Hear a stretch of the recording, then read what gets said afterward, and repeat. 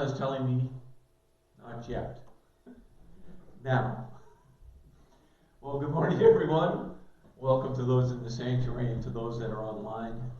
Appreciate you being able to be here. Pastor Brian and Linda are away this weekend. They're down in Moose Jaw. And so we're going to keep them in your prayers and remember them. This morning, as long as all of the recording is going, Carla, and okay, fantastic. So this morning, I would like to talk about your hamster wheel. How many of you have ever gone to a pet store and they got this little cage with the hamsters in it and he's just doing the miles? I don't know. They've got something for them to do, and I thought your hamster wheel would be a pretty good description this morning. So, of course, the big question is,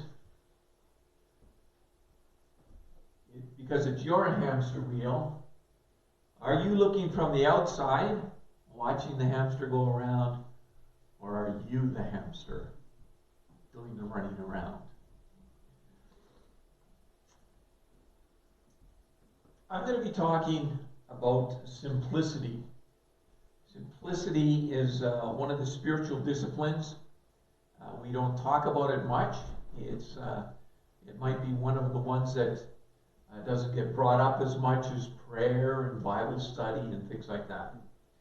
But relating to the hamster wheel, do any of the following words describe your life? Exhausted. Anyone exhausted? How about overwhelmed? Overwhelmed with what's going on in life. Overwhelmed with the news, overwhelmed with all kinds of things that are going on. What about overscheduled? You know, you pull out your phone and you bring up Google Calendar or something, and it looks like you've hit the jackpot, and it's one of those things that lights are flashing everywhere because you've got so much on the go. Maybe you're overscheduled. What about anxious? Is it possible that you're anxious with what's going on? Yeah. What about isolated? Now, Neil, you can't say that just because the wife is gone. But isolated. Sometimes you can be in the middle of a crowd and feel isolated. What about dissatisfied? Maybe things didn't turn out quite the way you thought they were going to turn out. Right? You thought, you graduated from high school and you thought the world's my oyster and everything's going to be fantastic. Well, for too many people, life is stressful and life is busy. Most people don't have enough time for the things that really matter. Sometimes we're busy, but we don't really understand why we're busy. We don't understand why I feel so busy. I've got 24 hours just like the Prime Minister of Canada, and I'm sure he's busier than I am. I've got the same number of hours. But do I really spend the hours that I have on the things that really matter? Or do I fritter away my hours doing things that don't matter at all? They're just a waste of my time. And yet, I do them almost every day. I get trapped into them. For many of us, we are on the inside of the hamster wheel, running around. And we're running as it is spinning at an incredible speed. Does this sound familiar? It sure does to me. It sounds familiar. I've got one of those little Google calendars. It's got a lot of stuff on it. To top it off, Scripture says in John chapter 10:10, I have come that they might have life and have it in abundance. And you may be thinking, in abundance? I can't possibly wedge another thing into my already very crowded hamster wheel. I don't need abundance, right? I've got plenty of abundance now. And yet, why would God say that to us? You know, most of us can say, not right now, Lord. You're right. I cannot squeeze one more thing into my hamster wheel.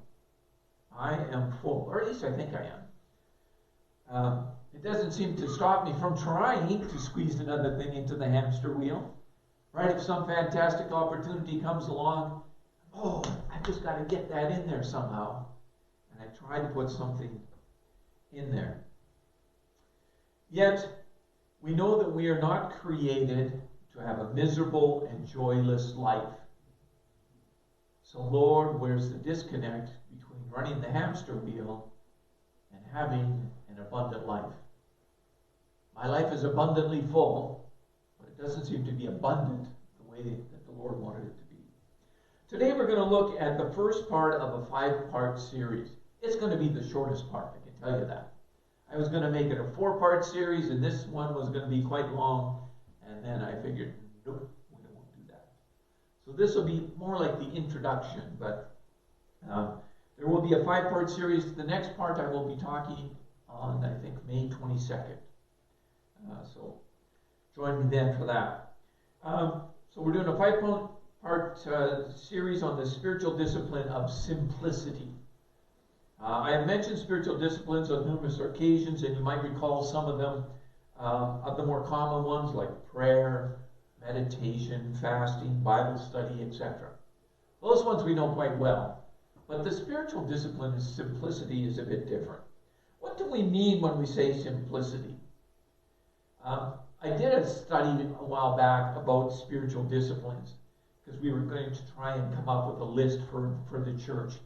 And I studied probably 15 different lists of spiritual disciplines. And simplicity was the hardest one to define what it was. What is the spiritual discipline of simplicity? And they used words such as frugality. Frugal with your money. You know? Stewardship. Again, it seems like a financial one. Sabbath. Do we take a day of rest? Simple living. Another one called it rest. Some called it giving. Some called it keeping a budget. Simplicity, keeping a budget. On the whole, simplicity seems to also include things like time management. Right? Oh, there's that Google Calendar again. How about simplicity in our relationships? Do we have simplicity in our relationships, or our relationships are really quite complex? Right? Some people you have to walk on eggshells around, right? Is that a simple relationship? Not really. Sometimes we're walking on eggshells. And our finances. Maybe our finances aren't in the shape they should be. And that's led to a very complex life, running from bill to bill. And our relationship to God. For some, they're too busy for God. We're created for God, but we're too busy for Him. That doesn't sound like a good formula. Simplicity is a lifestyle.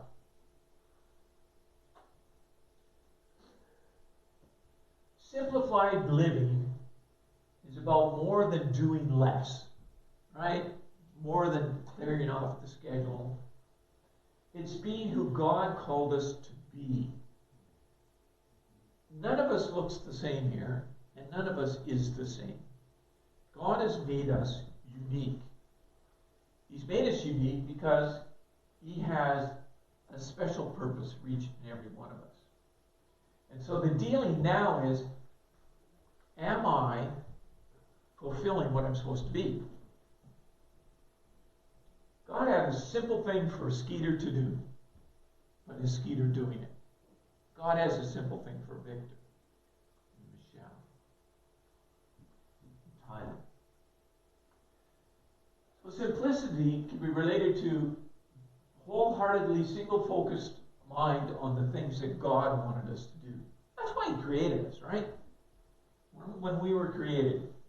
It's walking away from innumerable lesser opportunities. That's a fancy way of saying all of these good things and not so good things in favor of a few to which I've been called and for which I've been created. We have so many hours a day, right? I can fill them with doing the things that God wants me to do and that God created me to do, or I can fill them with the things that Skeeter wants to do, if they're not God's things. You know, maybe Skeeter wants to do things that don't line up with what God has created me and made me uniquely to do, and made you uniquely to do. It seems while we're busy running on the hamster wheel, we have lost the ability to discriminate between what's important and what's unessential. There's a lot of things that really, if I sat down, I made up a list. I spent all week and I listed, okay, I got up at 7 o'clock on Monday, I did my devotions, I did, had my coffee, I checked the mail, then we did devotions with Carla, and then, then I sat like a slug outside and didn't do anything, and then I did some dishes and made some supper, or whatever it is. If you did that for an entire week, and then at the end of the week you got to sit down for coffee with God, and God said, let's go through this. Let's go through how your week went. Well, God, okay, I slept about 7 hours a night. Okay, we won't count that. I was at work for 8 hours a day. Pretty good, good. You're taking care of the family, good. And then it's all these other hours. It's that 9 other hours. What did you do with those 9 other hours? And would I feel comfortable saying, I really accomplished what you wanted me to do, Lord? You asked me to do a simple thing. Did I really do it? You asked me to have maybe coffee with my neighbor, or call up someone in the church and encourage them. I don't have to spend the full 9 hours doing that. Right? God knows that we've got things that we have to do. I have to vacuum the whole backyard. Now, right? I don't have to cut lawn, I have to vacuum. Right? So, I found this verse. I thought this was quite impressive.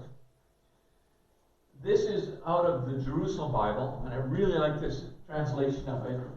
In Ecclesiastes 7:30, it says, God made man simple.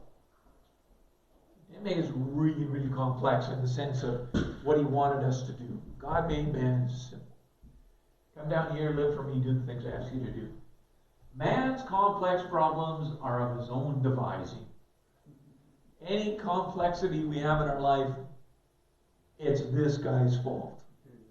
It's this guy's fault. Amazing. In the words of King Solomon in the book of Ecclesiastes in the Jerusalem Bible translation, it seems God's plan for us is much simpler than all the things I try and cram into my life. God's plan is pretty simple for me. The world is happily trying to entice me to make my life more complex. Did you know that advertising is always telling me that I deserve something? Have you ever listened to the radio ads?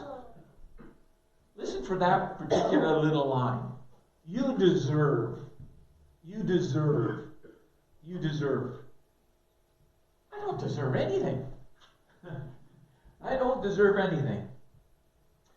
I never knew that I deserved all these things, but advertising has informed me that my life is incomplete without them. My hamster cage just isn't great if I don't have all of these things. Amazing. Interestingly, despite the demands of the entire world on his life and time, Jesus found time for solitary prayer. He found time to spend with his closest friends, the disciples. He had time to greet and hug little children. He had time to give one-on-one attention to those in need. And he even patiently listened to those who desperately needed someone to hear their deepest longings. I don't know if you've watched The Chosen much, but there's one scene in the first season where Nicodemus sets up his meeting with Jesus. And he wants to know if Jesus is the Messiah. And it's at night and in secret, and nobody's supposed to see that Nicodemus is there. But Jesus said, okay, I'll meet with you. You could have met with me, with all the other people during the daytime, but I'll meet with you. We can learn much from Christ's simple living. Like, how did he get by without Google Calendar? How did it work for him? He kept his focus and managed his time on what really mattered. What was Christ's role? What was his primary focus? It was come to save the world. And he never lost sight of that. He didn't get involved in going fishing and stuff like that. He didn't get, I wonder what's happening down at the synagogue today. Maybe I should go check it out. Maybe they've got a new band that plays out in the outer courts or something. I don't think that kind of thing got to him. Simplifying our life will produce immediate rewards. Each day will have a clear purpose, and each relationship will receive the investment it's due. Without the clutter, you will be able to hear and respond to each whisper from God. In my complex life, I'd really like it if God kind of just stood up and yelled at me with a megaphone. But God doesn't do that for me. I don't think he does that with anyone. We hear from God through the little whispers that he gives us when we take the time to sit down and be quiet. We still ourselves enough to hear from him. One of the hardest things that I find is sit down and pray, or sit down and study, or sit down and read my Bible. Right? You can sit there for about 30 seconds and all of a sudden I'm thinking, well, I should clean out the gutters. I should get something out for supper. I should fix that little knobby thing that I pulled off on the plug-in of the van. I should fix that. Why do I think of those things when I sit down to pray and read? Because my life is complex. It's running and running and running and running. Hard to do. But if I simplify my life, I will have less clutter and I'll be able to hear God. Today we will focus on identifying the areas of life that need to be simplified. There's people that have broken this down, smarter people than me by far, and the components that are used to promote simplicity. Finally, we will look at what's happening if we don't simplify our lives and how to deal with burnout. We don't simplify our lives, you'll run, and you'll run, and you'll run, until all of a sudden there's a wall there and you're not running through the wall. You'll hit the wall. And maybe some of you can relate to that. Maybe you feel like you've been on that hamster wheel, and you've been running and running and running, and you're getting to the point where you're running out of energy to do it.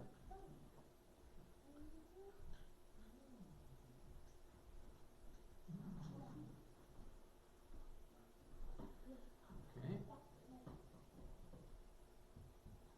So, areas of simplification. A study conducted by Tom and Art Rayner has indicated that Christians are looking to simplify their lives in 4 key areas. Time. They want to simplify their schedule. They want to simplify that Google Calendar thing. They want to simplify how much they pack into their day. Regarding time, people need a simpler life to have time for areas of life that really matter. So many times we fill all the time in our lives, but do we fill it with the things that really matter? Do I know the list of things that really matter? Maybe I don't. Maybe I haven't taken the time to look at them. Second one, relationships. We need a simpler life to have better and closer relationships with others. You know, when was the last time you had a chance to get together with your kids? Go and just sit outside and watch the sunset. How many, like, we all have 24 hours a day. There's people that do it. How come I'm not doing it? What's with me? What about finances? We need a simpler life to have freedom from financial stress. Right? If my life wasn't so full of, I need to get one of those because, you know, I've seen on TV, if I had just this frying pan, I could cook eggs and they'd swirl around like you can't believe. They'd never stick. I'd save so much time doing dishes because I could just swirl this around and flip them. They fall out, they slide out. The hard part is going to keep them in the pan. Right? All I need is just that bit more money so that I can get this deal. And of course, the last one is God. We need a simpler life to get closer to God. Many people feel that they're too busy for God. They can't squeeze the time in for God on a daily basis. On a daily basis. Yeah, we try and we're pretty good at making it to Sunday. But do we have time for God on a daily basis? That's one of the things that when Pastor Brian and I were talking about this series, we talked about what is one of the biggest things that stops people from getting really really connected to God, really closer to God? What is it? Well, it seems to be these four things. I haven't got enough time. I'm too busy. I got a relationship that I got to work at. Some of them are good, some of them are bad. I got to work on bad ones. Finances. I got to get a second job to pay off that new frying pan that I bought. And so the area of simplification with God is sometimes we get it too complex. I don't really need much to be with God. I need maybe a chair to sit in and a place to listen. One pastor I know calls it chair time. How much chair time have you had? Have you got your 15 minutes of chair time today? Chair time, interesting. Under each of these areas, we will be looking at 4 key components to promote simplicity in our lives. Those are clarity, movement, alignment, and focus. How do we define these components? So the components to promote clarity. In the coming sessions, we are going to look at 4 basic ways to develop simplicity with our time, our relationships, our finances, and with God. We will be using the following components to determine actions needed to move towards a simpler life. Really nice if someone had told me just how to make my life simpler. Clarity. Clarity means that you have a plan, and that plan clearly states where you want to go. No one plans to fail. You didn't graduate high school and say, you know, by the time I hit 65, I want to have poor health, I want to have no money in the bank, I want to have all my kids mad at me and so they don't talk to me. No, nobody plans that. But yet sometimes we fail to plan. We don't plan to exercise. We don't plan to put money aside and save. We don't plan to spend time with our family so that they're close to us. If you don't plan, life will happen to you unless you direct it otherwise. If you don't direct it, if you don't have a plan, I hate to say this because there's lots of people out there who hate planning, but if you don't have a plan, life is going to happen to you. And you're just like a little, remember they used to do this at Prince Albert? They take all of these little rubber duckies and you had a number and you bought the rubber ducky and they threw them in the river.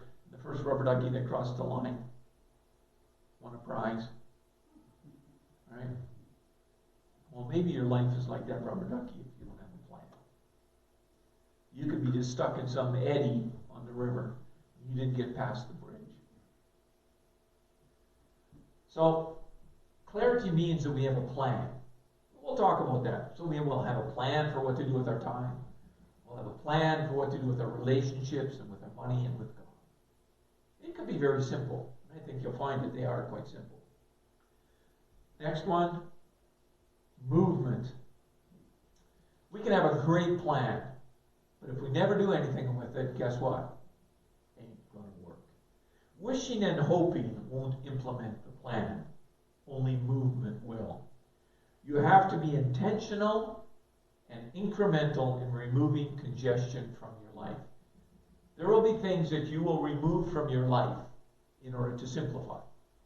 I think we understand that. Right? There's something that's filling my 24 hours, and there's something in there that I really don't need. So I got to look and identify those things and take care of them. You have to determine what has to be eliminated, as it doesn't take you to where you plan to go. So if you don't have a plan, you don't know what to eliminate. With a plan, you know what to take care of. I would recommend you take small steps, and that's why it's called incremental. You don't have to conquer the world in one day. Large steps can lead to frustration when progress is slow. Maybe there's been something in your life that's been there for years and years and years and years. And you just can't seem to, it's become so much a part of you that if you didn't do it, you go, oh, something's wrong today. I don't feel right. Or maybe it's one of those things that's been on your to-do list forever. Clean out the garage. Oh, yeah, okay, that's on tomorrow's list, not today. So, watch out for the large steps. Maybe I'm just going to clean off the counter where all the tools are today. Maybe tomorrow I'll take out the garbage from the garage. Maybe the day after I'll do something else. The next thing is alignment, and this is the hardest one to understand. Alignment is when I structure my life's activities and priorities to reach my goals with the way God has uniquely made me. I'll try and explain that a bit.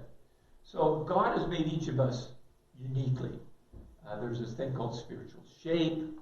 I think you may have heard me talk about that. That refers to your spiritual gifts, your heart, what really excites you, your natural abilities, your personality type, maybe you're an introvert, an extrovert, something like that, and your life experiences. You put all that together, you put that together with your birth order, you put that together with all of these, your Myers-Briggs test, and I don't know, what's that one now, Carla, the Enneagram? Something like that. So you got all of these individual things that God put into a pot, stirred them all up, and said, here's Neil. I love Neil because Neil's got all of these unique things that I made just for Neil to do. Or for Roland. Right? Alignment is when your plans match all of that got put together. Right? If I'm an extrovert, it's going to be real hard for me to sit down all by myself and pray for an hour. I might be able to pray with a whole bunch of other people for an hour, but by myself, because I'm an extrovert, it's not going to happen. It's just, there's no people around. So you've got to understand yourself, and you've got to align who you are with the plan that you have. And that might take some tweaking. I work to eliminate personal bad habits and problems that conflict with my goals for a simplified life. Align your plan with who you are, how God made you unique. The plan has to work for you. This sometimes requires flexibility. You might, I've got this great plan. for those who like to plan, they can fill pages and stuff on how to plan, get down into all the details. But if it doesn't work for you, if it's just a paper that's sitting on the desk, it doesn't work. You're not getting any closer to that simplified life, to doing the things that God wants you to do. And finally, we're going to focus. Talked about Christ being focused on what he meant to do. He didn't, whatever he planned to do, things happen there, right? Okay, we're going to go to the other side of the lake. Oh, whole crowd shows up. Oh, I kind of knew that was going to happen. Yeah. Those types of things. He knows the things. But he had focus. Focus is a tricky one, because here's a statement. When we focus, we're going to finally stop doing some of the good things. We're going to stop doing some of the good things that don't contribute to the plan. You might be filling your time with lots and lots and lots of good things, but they're not part of the plan. There's a statement that I've got posted on our bulletin board by our computer. And it's so faded now it's hard to read it. But the statement in, I think you've heard it from me before. I say no to the good to say yes to the best. If I don't do the best thing, all of those other good things, yeah, they're good. But I'm not going to focus, I'm not going to get through the plan that I made. So I say no to the good to say yes to the best. Here's a story that out of the Bible that talks about that. It's in Luke chapter 10. Here's the story. So Christ and his disciples coming to Jerusalem. They're just outside the city, about a mile or two east, in the city of Bethany, because they're visiting their good friend Mary, Martha, and Lazarus. And they show up, and what happens? What does Martha do? Martha's running around, cleaning the house, preparing a meal. All of a sudden, Christ and 12 disciples show up. I didn't have bread made for that many people. I've got things I got to do. So Martha's scurrying around the house. What's Mary doing? Who remembers the story? What's Mary doing? She's sitting at his feet listening to what he's doing. And what happens to Martha? Martha gets ticked off, doesn't she? And what does Martha do? She goes up to Jesus and says, basically, I'll paraphrase, tell my sister to come and help me to do all these good things that I'm preparing for you. And what does Jesus say? Mary's picked the best.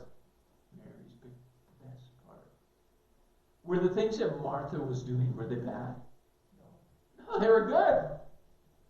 But Mary picked the best. She said no to the good to say yes to the best. And Christ said that to Martha. We don't know if Martha stopped and listened or not. But Mary chose the best thing. So that's an outline of the things that we're going to do. But we're going to start with something here right now. Over the edge. Before we go into how to simplify our lives, we may need to deal with how to handle a crisis situation that we may be in right now. Maybe you've been running and running and running and running, and right now you've hit the wall. You've run out of energy. The bucket is empty. In the new vernacular, you bonked. I didn't know that. You bonk. When you bonk, it means you run as far as you can and you just collapse. You bonk. We may have packed our hamster wheel so full that we've been running flat out for so long that we just hit empty. Maybe that's you today. Maybe you've been running and running and running. You've got no more to give, no more resilience with which to handle the stress that we are under. Or maybe you're just hanging on by your fingertips. Your fingernails are getting a little stretched as you're sliding down that cliff. How do we know we're in that? We snap at our spouse. The dog runs for cover. The kids are sent to their rooms. Maybe you withdraw and become passive. Or maybe you isolate and become a loner. Just don't talk to Dad. Maybe you just go and hide in the garage. Go to your man cave.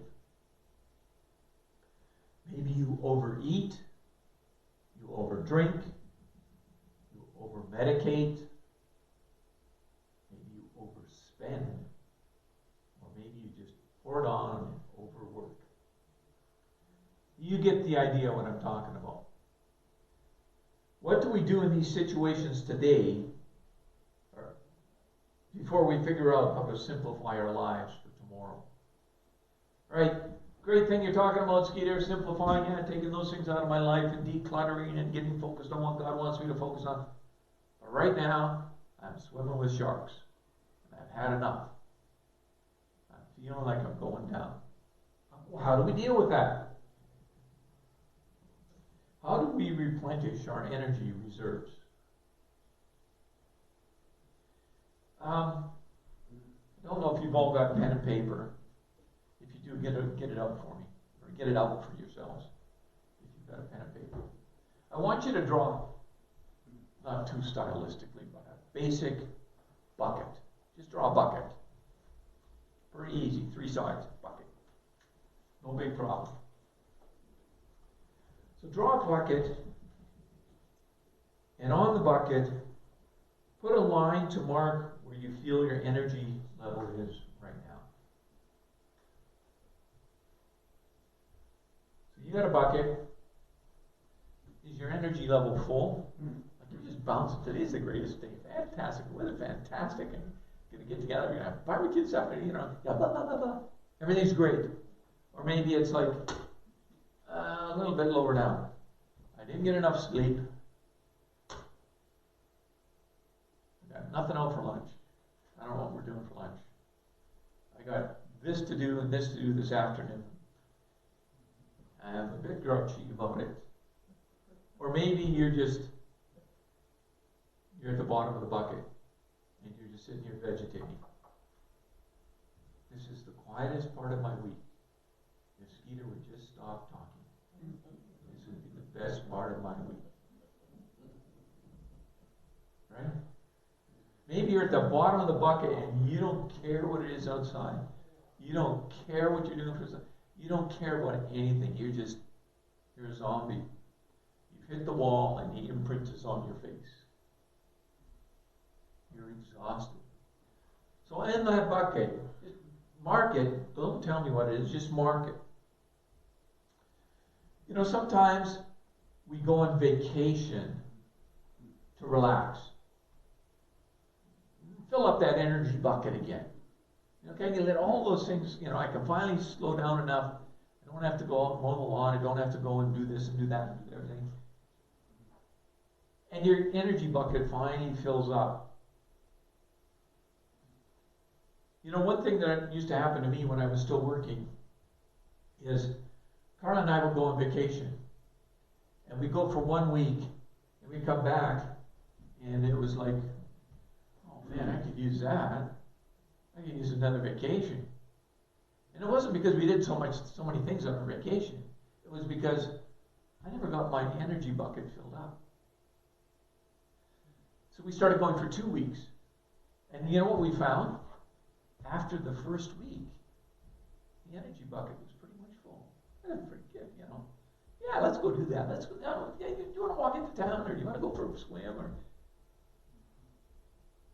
It took me that long to realize how long or how low my energy bucket was, how many days it took me to get it back to full.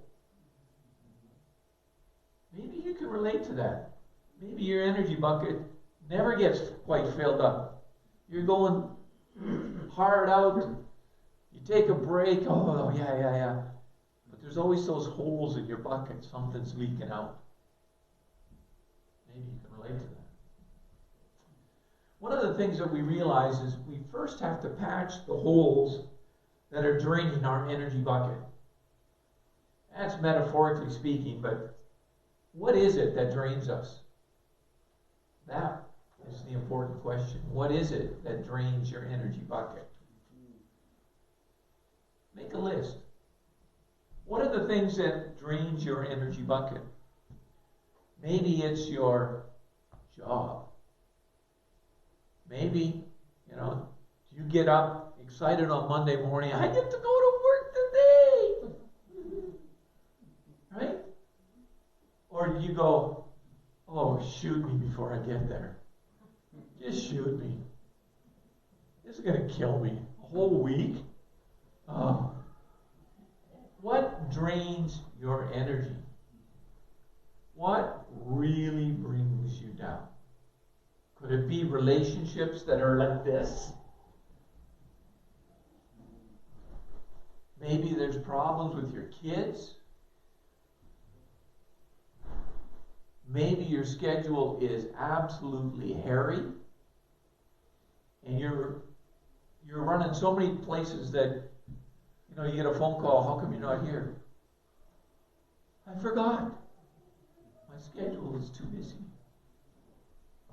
And that hole in your bucket is draining your energy every day. Every day. Every day.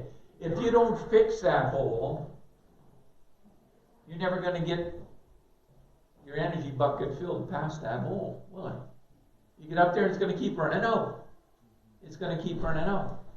So you've got to identify those things. What is it that drains us? We may have to learn to say no to the boss's request for overtime. Or maybe it's part of your plan to limit the number of overtime hours I'm going to work each week to no more than 2. And I'm not going to work more than 2 days extra. Have overtime on those days. I'm not going to work every day 2 extra hours. I'm going to tell my boss, I can only work 1 day, 2 hours. That's all I can do. You'll say, well, you're not really dedicated to the job. You tell them, I am more than dedicated to this job because if I don't take those times off, I'm going to come and I'm not going to be a great employee.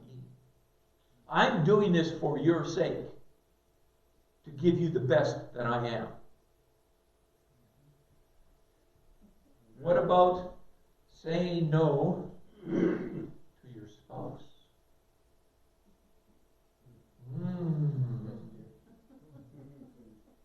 How do you say no to your spouse?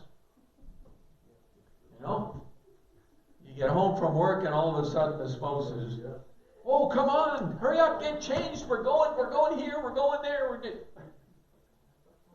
Maybe you say, no, you might be going, I'm not going. I'm not going because I need to fill my bucket of energy. I can't let it drain anymore. Right? So you've got to be able to relate to those things. You've got to be able to identify those things. What are the things that,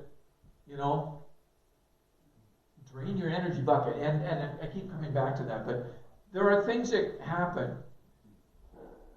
You are made different than your spouse. All of those things that I talked about that make up the individual person of who you are. You're different. This person might be an extrovert. This person might be an introvert. And where this person wants to go out after work, this person wants to crawl into bed and just, I made it through the day dealing with people all day. I don't want to see any more people. Or maybe it's something else. Maybe it's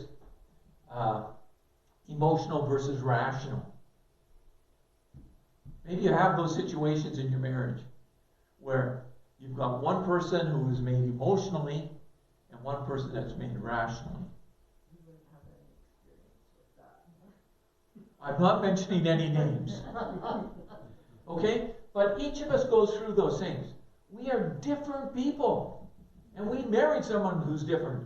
When we first dating, we're going, this is fantastic. This person is so unique. I love them so much. And then you get married, and after 2 years, you're going, this person is unique.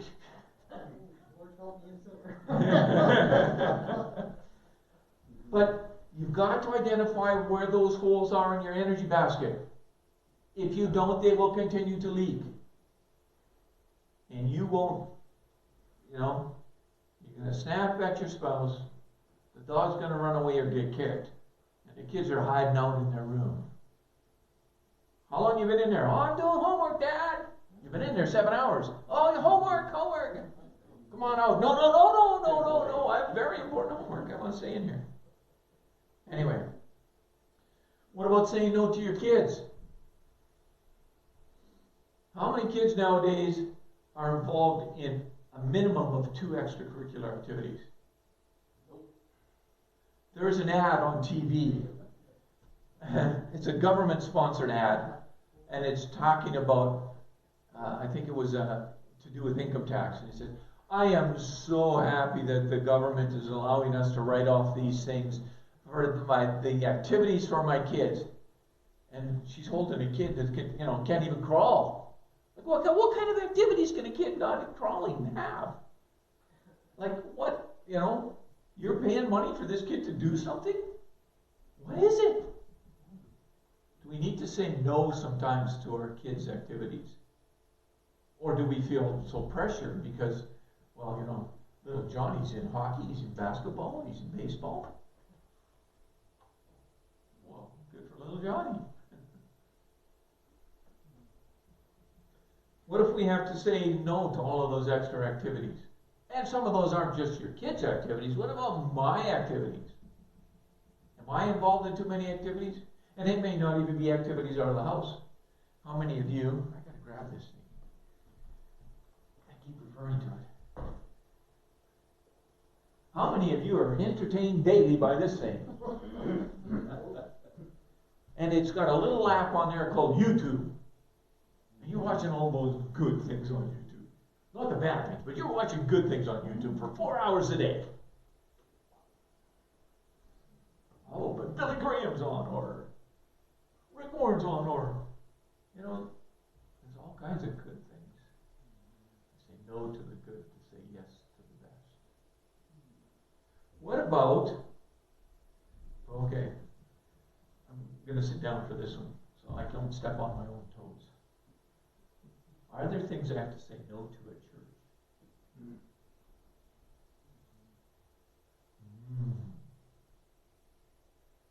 If God's called you to do, it's God's plan.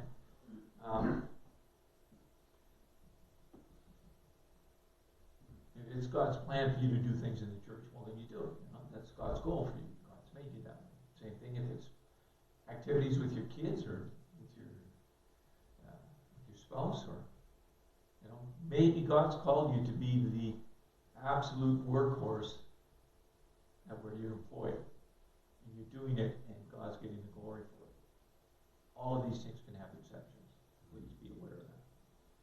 But sometimes we just have to do this. Learn to say no. Now, that doesn't mean we go, oh, no, can't do that. Oh, how come? Because Skeeter said to say no. No, that's not the case. You say no if it doesn't match up with the plan that God has for you. Right? That's all I'm saying on that. The goal is obviously to function with a full energy basket. That has always been God's plan. Remember John 10:10, the abundant life? God wants your energy basket to be full. He wants you to have the abundant life. But abundant life doesn't mean absolutely crazy. Refilling our energy bucket is not, and this is important for some people to hear, taking time to refill your energy bucket is not a form of selfishness. It is a vital part of being a positive, contributing human being. If you're running on empty all the time, guess what? You're not the greatest person to be around. Simple as that. But if you are running on full all the time, then people will kind of hang around with you. You're enjoyable. So it's not a selfish act. You're doing it because you want to be a good person for other people. Some people feel guilty about taking time to refill their energy bucket. I want to state this clearly. This is wrong. If you've got that martyr complex that, oh, you got that Martha complex, I'm going to be busy doing all these good things. And the water's just, or the energy just flowing out of your bucket. But I'm doing all these good things. Don't be caught in that. Don't feel guilty. You were supposed to have the abundant life. How do you get that abundant life? With a full energy basket. So don't beat yourself up about taking the time that you need to do that. You'll have to monitor how full your energy bucket is. It is your responsibility to ensure that you don't hit empty. No one is going to look after you for that. No one can fill your energy bucket. Only you can do that. No one else can do it. Carla can't have devotions and make me feel better. It's only if I have devotions. It's only if I'm filling my energy bucket. As a matter of fact, rather than look after you, they may be happy to get rid of you. Your energy bucket's empty.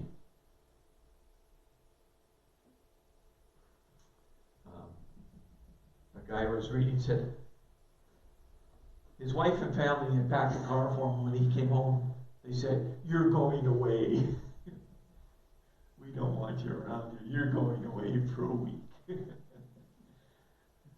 Go up to the cabin, whatever it is, but don't be around here. Your energy bucket's empty and it's killing us. You may not even know it, but it's killing us." So they sent him away. They were happy to get rid of him and his attitude for a little while. Okay, so how do we fill this energy bucket? Well, the following are only examples. I've got 5 examples. You will probably have other examples, and I want you to think about those and maybe add them to a list to write down. Obviously, the one for Christians, connecting with God. This one is obvious for any Christian. When I'm connected with God, I'm far less concerned about what others' opinions of me are or their plans and expectations for my life. So much of the time in our lives, we are performing to meet other people's expectations. We do things for other people's expectations. If we are connected with God and we're performing what He wants us to do, then we'll find that those other performing arts that we do won't be as important. You know, I've got to do this because if I don't have a clean car, what's Neil going to think about me? No problem, right? Yeah. Or if the house isn't absolutely spotless when we have company over. Oh, man. And what if they come over and I don't have a cake made? You know, one that doesn't have a piece missing. Somehow there's always one piece missing. What happened to that one piece? Right? Got to make one that doesn't have any pieces missing. We have these expectations that we place upon ourselves from people. Oh. And do we need those? Probably not. It's far easier to stay on God's agenda. A great daily habit is chair time. I've talked about that. And let me explain that. Spending 15 minutes in a chair, or 15 minutes a day in your favorite chair, connecting with God. Get some chair time. Read His Word. 3 things you got to do. Read His Word. Open up your life to Him. Tell Him what's going on in your life. He knows what He wants to hear from you. He knows what you're going through. He sees all of those activities, but He wants to know what's going on in your life here. Lord, I'm frustrated with this. Lord, I'm scared of this. I'm afraid of what's going on here. I've got this problem. Open up your life to Him and then listen for for His whisper. If you've taken your 15 minutes and there's no radio on, it's quiet in the house, if that's possible, listen for Him to whisper. He wants to talk to you. A great book on this is by Gary Thomas. It's a book called Sacred Pathways. Discover your soul's path to God. Number 2, where can you get so that can fill your energy bucket? Sometimes family can fill your energy bucket. This is one that works good for Carla. She loves having the kids over. Every day, any night. Maybe we could do it on the weekend. Maybe it would be, okay, Monday morning, could you come over? Maybe we could have lunch. She gets her energy from our family. Some people don't get energy from their family. Some people aren't even talking to members of their family. Well, it may be one that fills your bucket. It may be one that doesn't fill your bucket. If the family doesn't fill your bucket, maybe there's some work that you have to do to fix that source. So that it's not a drain. Number 3, satisfying work. Ecclesiastes 5:18 says that we should enjoy our work. You know, what we find is that the vast majority of people are in a job that they really don't like. But they need the money. They need the job. And so, for their entire working life, 35, 40, 45 years, they've got this one hole in their bucket that's constantly draining. Because they never dealt with that. Constantly draining. It's sad. If your work is sucking the life out of you, you should pray for a different job or a different attitude about your work. Because if you've got a job that you're excited about, I had a job I was excited about. I got to do things that were just fantastic. In the last 5 years, I got to travel the world. I was excited about it. Not many people can say that, but maybe you need to either look for a different job or get a different attitude about it. This one I think most people can relate to. Recreation. Find something that you get energy from. Maybe you just like to have a lazy day, it's raining outside, and you're cuddled up in front of a fireplace and you're reading a book. Maybe that's what it takes. I get inspired about that. I think that's great. It's about as exciting as snails racing, but I get energy out of that. Some people get energy out of cooking. They love to go, oh yeah, I'm going to go bake something. Marilyn next door here, she bakes, when she's got a few spare minutes. Oh, I thought I'd just throw some buns together. She's baking, so all the time she's baking things. Maybe it's golfing. Maybe it's gardening. Maybe it's camping. Maybe it's fishing or painting or sewing, whatever it is. Some form of recreation. Maybe you play hockey. Maybe you go curling. But something that gives you energy.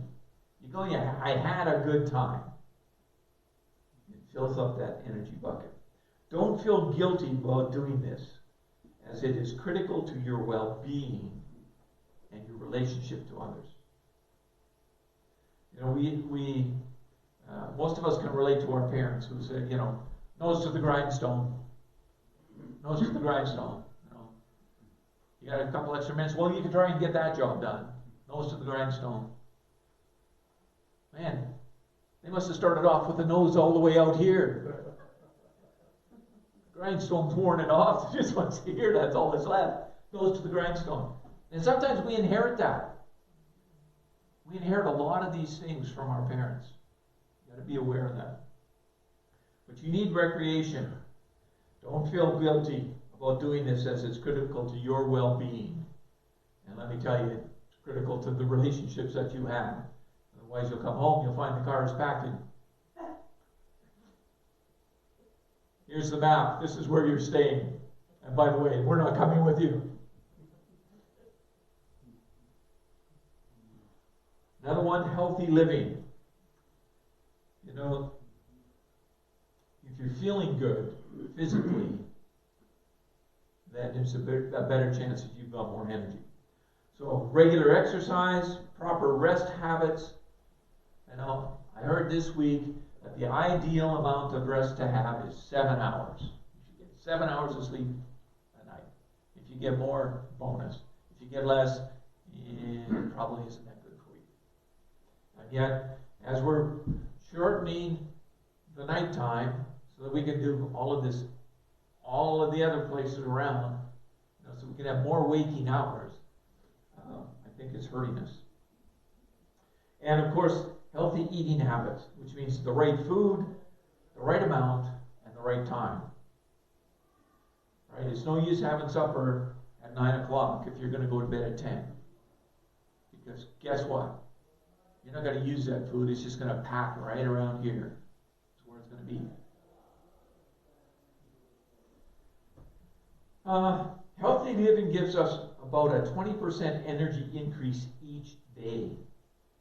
Identify your best hours of the day and modify your daily routine accordingly. Some people are morning people.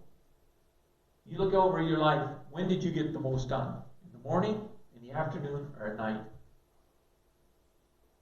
My wife, the owl, gets things done at night. And somehow that owl wants to keep me up. Skater, look at this!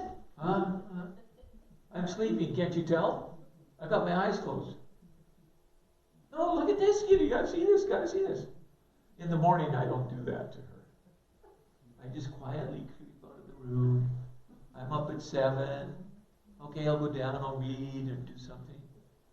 It's not like, Carla, did you see the sun's up? We can be having devotions now. No. So find out your work, what works for you, right? If it's better for you to work in the morning, capitalize on that. Use it. Get up and do the things that you need to get done. If it works best for you at night, do it. Just get your 7 hours. So if you have to sleep until 9 or 10 in the morning, well then, you got your 7 hours.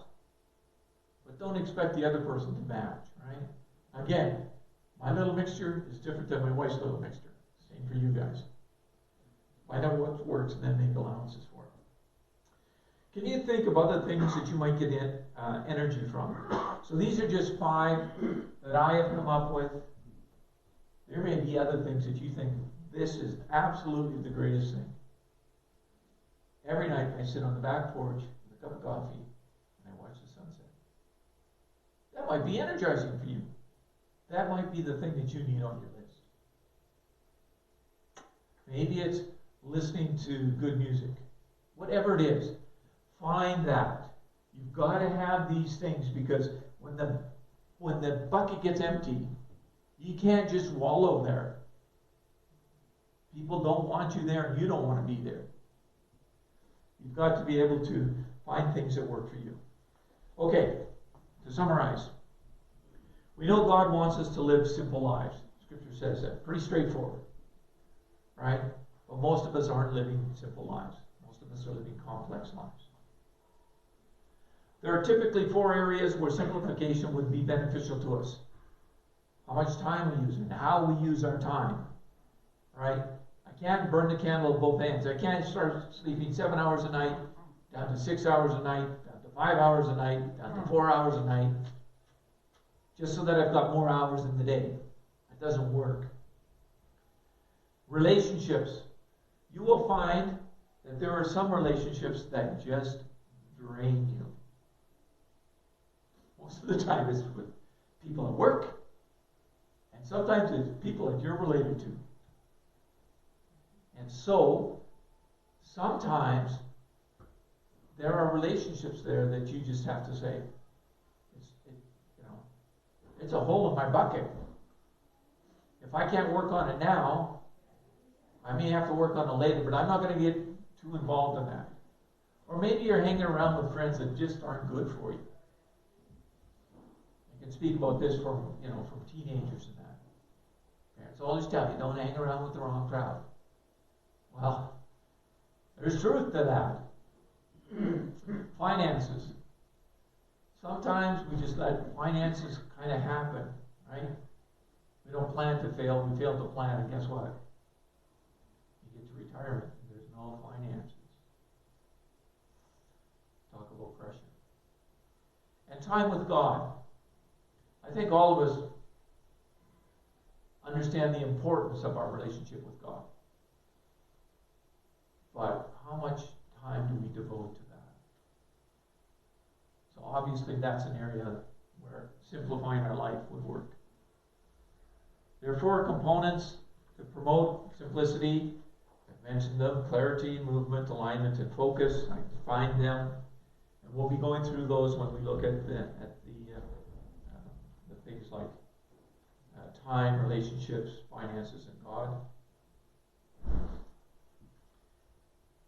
And each of us has to maintain our own full bucket, energy bucket. That's up to us. You may not have realized it. You may have felt that, it's just a rough week.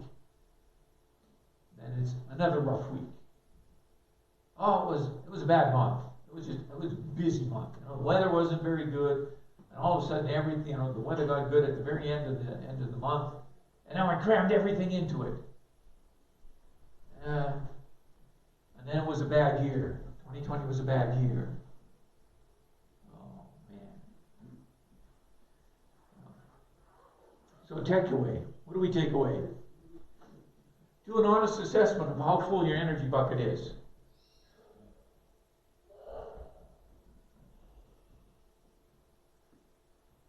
How really good is your life? I'll just put it that way. How good is your life? Are you excited every day? Or is it, ooh, boy, that was a short night. Oh, the to-do list is forever long. What's draining? What are the holes that need to be patched in your energy bucket? And then, finally, we talked about developing an energy bucket replenishment plan that suits you. How do I fill my energy bucket? What are the things that I do in order to really get feeling good? We set the background now for our study on the spiritual discipline and simplicity. I haven't talked about time, I haven't talked about relationships or those things yet. On May 22nd, we'll be looking on how to simplify our time commitments. These sessions are meant to have you look at your life to see if there's anything that will benefit you in your current circumstances. I'll close in prayer.